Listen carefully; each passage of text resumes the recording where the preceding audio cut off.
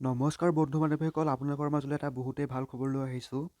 আপোনালোকৰ মাজলৈ অসম পুলিচৰ ইণ্টাৰভিউ আৰু নতুন নিযুক্তিৰ বিষয়ে আমাৰ CM ছাৰ মাননীয় মুখ্যমন্ত্ৰী ডক্টৰ হিমন্ত বিশ্ব শৰ্মা ডাঙৰীয়াদেৱে 25/2/2024 অসম পুলিচৰ ইণ্টাৰভিউ আৰু 35,000 নতুন নিযুক্তিৰ বিষয়ে ঘোষণা কৰিলে।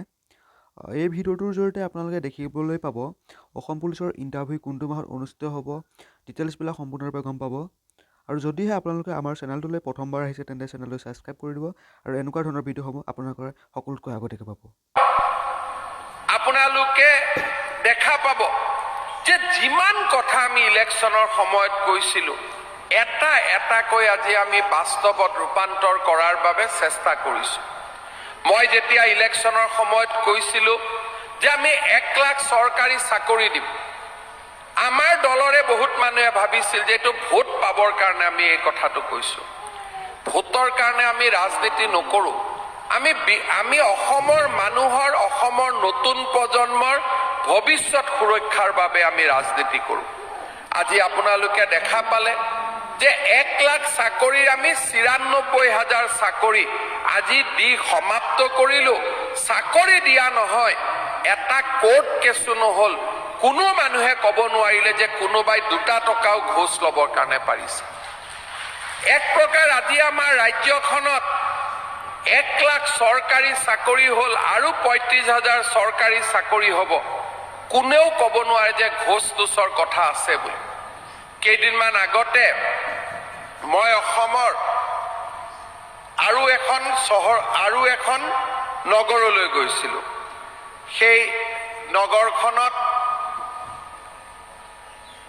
আমাৰ ধেমাজি চহৰখনত এখন পুৰণা ষ্টেডিয়াম আছে। আমি তাত নতুন ষ্টেডিয়াম বনাই আছোঁ। মোক ল'ৰা ছোৱালীসকলে আহি ক'লে, ছাৰ আমাৰ ষ্টেডিয়ামখনত পানী উঠে, আপুনি অলপ মাটি ফিল আপ কৰি দিয়ক। মই ক'লোঁ, বাবা নতুন ষ্টেডিয়াম হৈ আছে। বোলে নহয় ছাৰ, ষ্টেডিয়াম হওঁতেতো দেৰি হ'ব, জুলাইত আমাৰ পুলিচৰ ইণ্টাৰভিউ আছে নহয়, ৰাতিপুৱা দৌৰা প্ৰেক্টিচ কৰিব লাগে।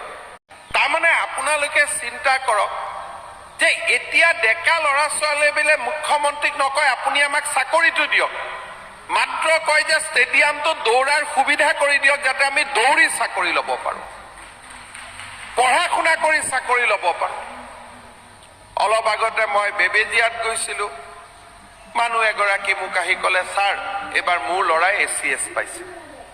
কোনো মন্ত্ৰীৰ লগত সম্পৰ্ক নাই, মুখ্যমন্ত্ৰীৰ লগত সম্পৰ্ক নাই। পঢ়া শুনাৰ পৰিৱেশ হৈছে ল'ৰা ছোৱালী আজি নিজৰ ভৰিত নিজে থিয় হ'ব শিকিছে। যেতিয়াৰ পৰাই ল'ৰা ছোৱালীয়ে গম পাইছে চাকৰি পঢ়া শুনা কৰি হয়, কলেজবিলাকতো স্কুলবিলাকতো শিক্ষাৰ পৰিৱেশ এটা আৰম্ভ হৈছে। আগতে মানুহে ভাবিছিল পঢ়ি কি লাভ হ'ব, টকা পইচা দিয়েতো চাকৰি ল'ব লাগিব।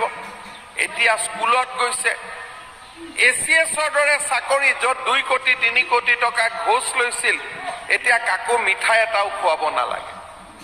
অসমখন কিমান পৰিৱৰ্তন।